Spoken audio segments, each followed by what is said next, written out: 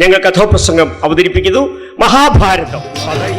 മലയാളത്തിലെ ലബ്ധപ്രതിഷ്ഠരായ സാഹിത്യകാരന്മാരുടെ രചനകൾ ആസ്വാദ്യമധുരവും ഭാവോജ്വലവുമായി വേദികളിൽ അവതരിപ്പിച്ചാണ് വിശ്വംഭരൻ ജനപ്രിയ കാഥികനായി പേരെടുക്കുന്നത്.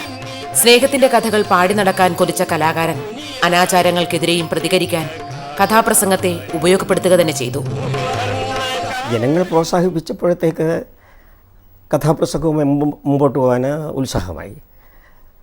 ധാരാളം വായിക്കാൻ തുടങ്ങി. പുതിയ പുതിയ കഥകൾക്ക് വേണ്ടി അന്വേഷണം നടത്തി. അപ്പോൾ ഖണ്ഡകാവ്യങ്ങളെല്ലാം തന്നെ നമ്മുടെ മുൻ കാഥികന്മാർ, പ്രഗത്ഭന്മാരായ കഥാപ്രസംഗർ അവതരിപ്പിച്ചു കഴിഞ്ഞിരുന്നു. അപ്പോൾ വീണ്ടും ഖണ്ഡകാവ്യത്തിലേക്ക് കടക്കുക എന്നത് ഒരുപക്ഷെ ജനങ്ങൾക്ക് ഇഷ്ടപ്പെട്ടില്ലെങ്കിലോ എന്ന് തോന്നി. തകഴി ശിവശങ്കരപ്പിള്ളയുടെ ചെമ്മീൻ വന്നു.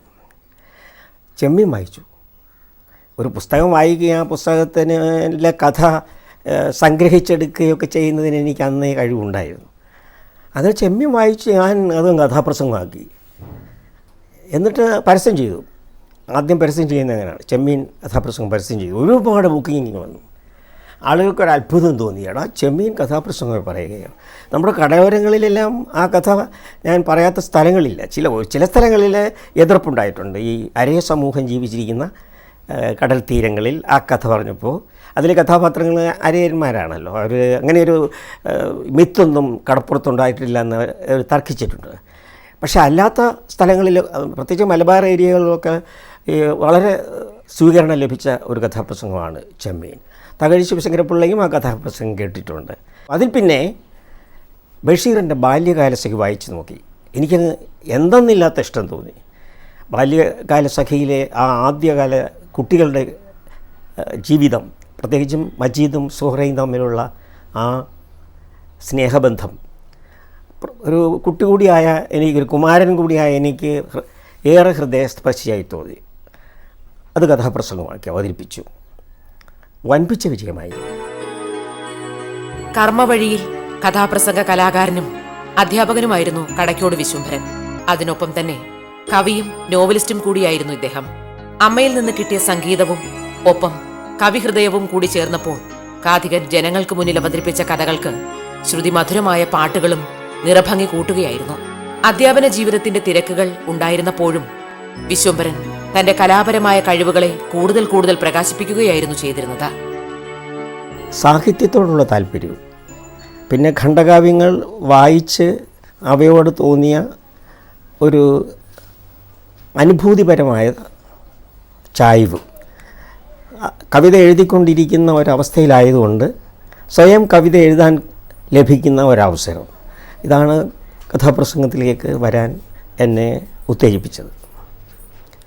അങ്ങനെ കഥാപ്രസംഗത്തിലേക്ക് വന്നതിന് ശേഷമാണ് ഇരുമ്പനങ്ങാട് ഹൈസ്കൂളിലെ ഭാഷാധ്യാപകനായിട്ട് പ്രവേശിച്ചത്. സ്കൂളിൽ പ്രവേശിച്ചതിന് ശേഷവും എനിക്ക് കഥ പറയാൻ പോകുന്നതിന് സ്കൂൾ അധികൃതർ അവസരം തന്നിരുന്നു. സ്കൂളിൽ പ്രവർത്തിച്ചുകൊണ്ട് കഥ പറയുക എന്ന് പറയുമ്പോൾ അധ്യാപനവും കഥ പറച്ചിലും തമ്മിലൊരു ബന്ധമുണ്ട്. ധാരാളം കവിതകൾ പഠിപ്പിക്കേണ്ട ഒന്നാണ് അധ്യാപനം. കവിതകൾ ധാരാളം ചൊല്ലിക്കൊണ്ട് സംസാരിക്കേണ്ട ഒന്നാണ് കഥാപ്രസംഗം. അതിന് ഒരു പ്രത്യേക പോഷണം ഈ അധ്യാപക വൃത്തിയിൽ നിന്ന് കിട്ടിയിരുന്നു എന്നതും വസ്തുതയാണ്. അതുകൊണ്ട് അധ്യാപക ജീവിതം നിർവഹിച്ചുകൊണ്ട് തന്നെ കഥ പറയാൻ കഴിഞ്ഞു എന്ന കഥാപ്രസംഗകരിൽ അപൂർവം ചിലർക്ക് ലഭിച്ച ഭാഗ്യം എനിക്കുണ്ടായി എന്നത് എടുത്തു പറയേണ്ടതാണ്. ജീവിതഗന്ധിയായ കഥകളെ കഥാപ്രസംഗത്തിനായി കണ്ടെത്തുക മാത്രമായിരുന്നില്ല കഥ വേദിയിൽ അവതരിപ്പിക്കുമ്പോൾ കഥാപാത്രങ്ങളുടെ മാനസിക ഭാവങ്ങളെ അഭിനയിപ്പിച്ചു ഫലിപ്പിക്കാൻ കൂടി ഈ കാഥികൻ ശ്രദ്ധിച്ചിരുന്നു. മുൻഗാമികളും സമകാലീനരുമായ കാഥികരെ അനുകരിച്ച് കഥ പറയുന്ന രീതി ഉപേക്ഷിച്ച് സ്വന്തമായ ഒരു ശൈലി തന്നെ ഇദ്ദേഹം രൂപപ്പെടുത്തിയിരുന്നു. ആ വിശ്വംഭരൻ ശൈലിയോട് ശ്രോതാക്കൾക്ക് ഒത്തിരി ഇഷ്ടവുമുണ്ടായിരുന്നു. ഒരു കഥ ഉള്ളിൽ തട്ടി അവതരിപ്പിക്കുമ്പോഴാണ് ഒരു കഥാപ്രസംഗൻ ശരിയായും ജനിക്കുന്നത്. അപ്പോഴയാളിൽ ഭാവവും അംഗചലനവും ആലാപന രീതിയും എല്ലാം സജീവമാകും. അങ്ങനെ വന്നപ്പോൾ അനുകരണം പതുക്കെ പതുക്കെ കുറഞ്ഞു.